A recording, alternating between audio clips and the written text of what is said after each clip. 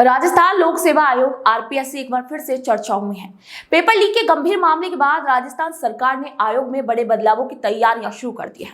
इस मुद्दे को हल करने के लिए भजनलाल सरकार आरपीएससी के पुनर्गठन की तैयारियां कर रही है, जिसमें हरियाणा लोक सेवा आयोग की तरह आरपीएससी में सदस्यों की संख्या बढ़ाने का प्रस्ताव है। क्या आरपीएससी का पुनर्गठन राज्य की भर्तियों की प्रक्रिया को साफ सुथरा बना पाएगा? आइए इसी मामले पर इस वीडियो में हम विस्तृत से चर्चा करेंगे। नमस्कार, मैं निशा शर्मा और आप सभी का स्वागत करती हूं गोल्डन हिल पर। यह मामला तब शुरू हुआ जब आरपीएससी के 2 सदस्यों की पेपर लीक में भूमिका सामने आई थी। इसी के बाद से सरकार पर दबाव बढ़ गया कि आरपीएससी की विश्वसनीयता को बहाल कर दिया जाए और इसी मुद्दे ने सरकार को आयोग के पुनर्गठन के लिए भी प्रेरित कर दिया। राज्य सरकार ने हरियाणा लोक सेवा आयोग के मॉडल को अपनाने का विचार किया और विधानसभा अध्यक्ष वासुदेव देवनानी को हरियाणा लोक सेवा आयोग का अध्ययन करने का भी जिम्मा सौंप दिया।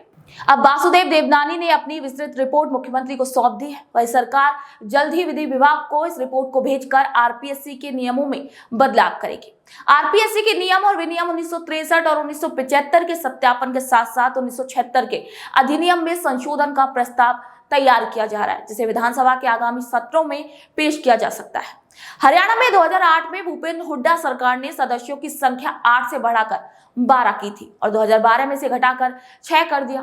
फिर 2015 में मनोहर लाल खट्टर की सरकार ने इसे फिर से बढ़ाकर 8 कर दिया। इसमें अध्यक्ष का पद भी शामिल है। रिपोर्ट के मुताबिक आरपीएससी में अभी अध्यक्ष के अलावा सदस्यों के 7 पद हैं।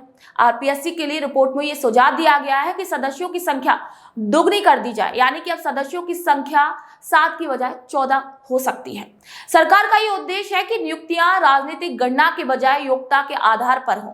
इसी के साथ संघ लोक सेवा आयोग की प्रक्रिया का भी अध्ययन किया जा सकता है, ताकि भविष्य में राजनीतिक हस्तक्षेप के बजाय योग्य उम्मीदवारों का इस आधार पर चयन हो सके।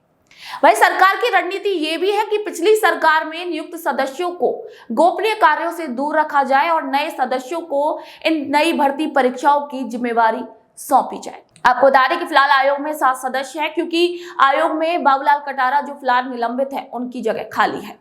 इस मामले में राजनीति भी तेज हो गई है, क्योंकि भाजपा के नेता राजेंद्र राठौड़ ने बाबूलाल कटारा की गिरफ्तारी के बाद आयोग को भंग करने की मांग उठाई थी। साथ ही भाजपा के प्रदेश अध्यक्ष सीपी जोशी ने भी चुनावों से पहले आरपीएससी को भंग करने का वायदा किया था। वही कांग्रेस नेता सचिन पायलट और डॉक्टर क्रोडीलाल मीणा ने भी आयोग के पुनर्गठन और इसे राजनीतिक हस्तक्षेप से दूर रखने की मांग की थी।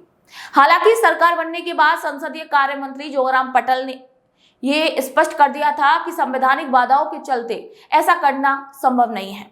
भाई इस पूरे मामले का अगर निष्कर्ष देखा जाए तो यह है कि आरपीएससी के पुनर्गठन के साथ सरकार एक पारदर्शी और योग्यता आधारित चयन प्रक्रिया की ओर अपना कदम बढ़ा रही है। लेकिन यहाँ पर सवाल उठता है कि क्या वाकई आरपीएससी के पुनर्गठन से भर्तियों की प्रक्रिया फिर से पारदर्शी और विश्वसनीय हो पाएगी? क्या ये बदलाव वाकई राजस्थान के युवाओं के भविष्य को सुरक्षित कर पाएंगे? इन सवालों का जवाब हमें मिलेंगे, लेकिन आने वाले समय में।